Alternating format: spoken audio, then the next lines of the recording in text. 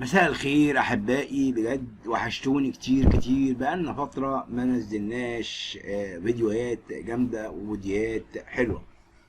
طبعا رحمه الله سمير صبري توفى منذ ايام، والحقيقه انا ما كنتش موجود، كنت في الدير بحاول ان انا اطلب ان ربنا يقف بجانبنا كلنا جميعا. سمير صبري اتوفى رحمه الله، ولكن كان في اشاعات على سمير صبري ان هو شاذ جنسيا، واحنا عارفين هذا الكلام اللي اتقال عليه كتير قوي. ولكن المفاجأة ان زوجة سمير صبري السرية التي اخفاها عن الجميع ونجله مفاجأة هزت الوسط الفني. الله، هو سمير صبري كان بيخلف؟ هنعرف.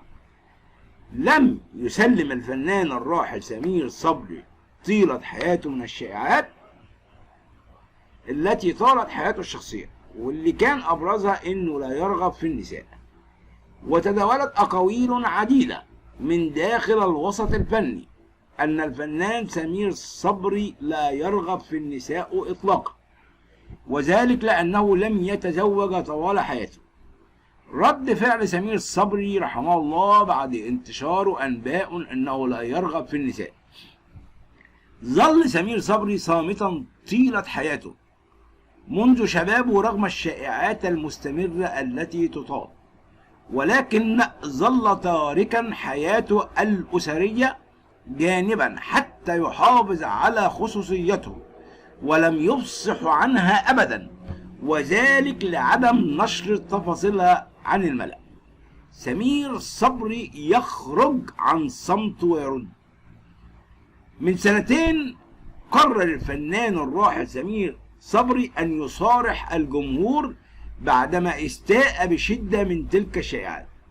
من هي زوجة سمير صبري المسيحية؟ فخرج عن صمته من خلال أحد البرامج التلفزيونية أنه تزوج من سيدة إنجليزية عندما كان عمره 19 عاما فقط، لكنه طلقها بعد حوالي 4 سنوات من الزواج، وظل نادما طوال حياته على هذا الطلاق. وأضاف سمير صبري أنه كان يتمنى أن يعود إليها مرة أخرى. وبهذا الرد فقد نفى سمير صبري عن نفسه تلك الشائعة التي اعتبرها سخيفة للغاية، حيث وصفها حينها بأنها شائعات مغرضة خرجت من حاقدين عليه وكارهين له. من هو نجل الفنان الراحل سمير صبري؟ ولم يكتفي الفنان الراحل سمير صبري بهذا السر، فأفصح عن سر آخر كان مفاجأة من العيار الثقيل لجماهير وأصدقائه من الوسط الفني، حيث ذكر أن لديه ابن من هذه السيدة التي تزوجها وهو مقيم في إنجلترا. وأضاف سمير صبري أن له أيضا حفيد واحد من نجله، مشيرا إلى أنه يرى حفيده وابنه مرتين في العام، لكن نجله لا يأتي إلى مصر بسبب عمل نجله كطبيب في إنجلترا. حكاوي جميلة ورائعة، ولكن هناك المفاجأة الثقيلة: سمير صبري هل هو مسيحي أم مسلم؟ سمير صبري مسيحي أم مسلم؟ وهذه المعلومة من المعلومات التي تهم الكثير من الجمهور، وخاصة إذا كان له الفنان لم يعلن عنها بشكل صريح.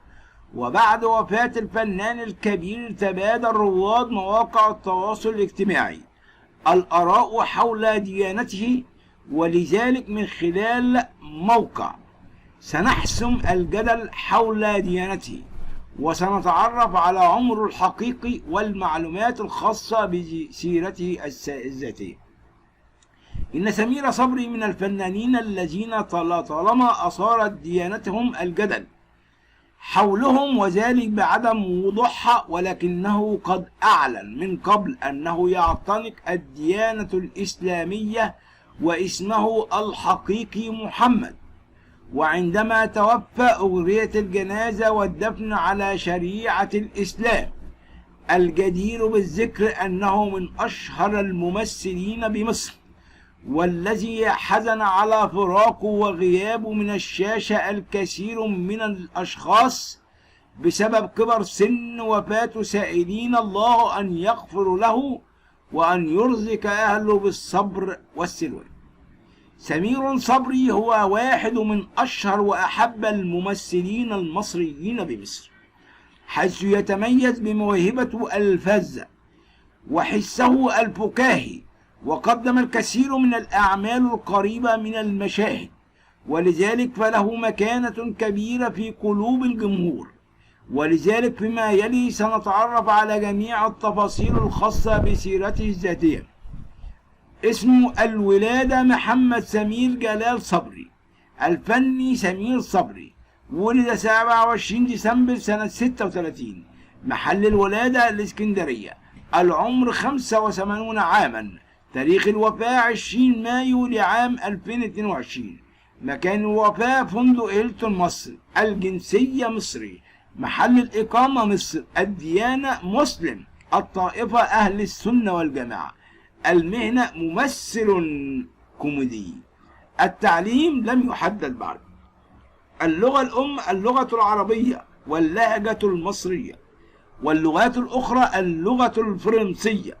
سنوات النشاط: من 1959 حتى الآن. كم عمر سمير صبري؟ إن سمير صبري قد توفى عن عمر يناهز 85 عاما، وتوفى أثر معاناته الطويلة مع مرض القلب وإجراءه لعملية قسطرة، والتي توفى بعدها في أحد فنادق مصر. الجدير بالذكر أنه من أهم وأشهر الممثلين في الوطن العربي، وحسه الفكاهي جعل له تاريخ عريق حتى في أعماله السنوية، حيث كان يضيف للعمل الذي يشارك به، وكان يحبه الناس، وقدم للفن العديد من الأعمال من ضمنها الوفاء العظيم، الرجل الآخر، وجحيم تحت الماء، ومضى قطار العمر، وبالوالدين إحسانا، وغيرها من الأعمال القريبة من المشاهد. كم عدد زوجات سمير صبري؟ إن سمير صبري قد تزوج لمرتين في حياته. المرة الأولى تزوج من امرأة أجنبية من إنجلترا، واستمر زواجها لمدة 4 سنوات، والمرة الثانية من امرأة مصرية الجنسية، ولم يستمر الزواج لفترة طويلة. لديه ولد وحيد يدعى جلال، ويعمل كطبيب بشري في أحد الدول الأجنبية، ولديه من الأحفاد 3 وهم طارق ونيلي وفايزة. وسبب قلة المعلومات عن زوجات هو أن سمير صبري دائما ما يحرص على إخفاء حياته الشخصية عن الأضواء. شكرا لكم أحبائي وأعزائي، ولكم مني كل الحب والتقدير، وسلام الرب يكون معكم، آمين. لا تنسوا اشتراككم في القناة، قناة الملكة والأمير.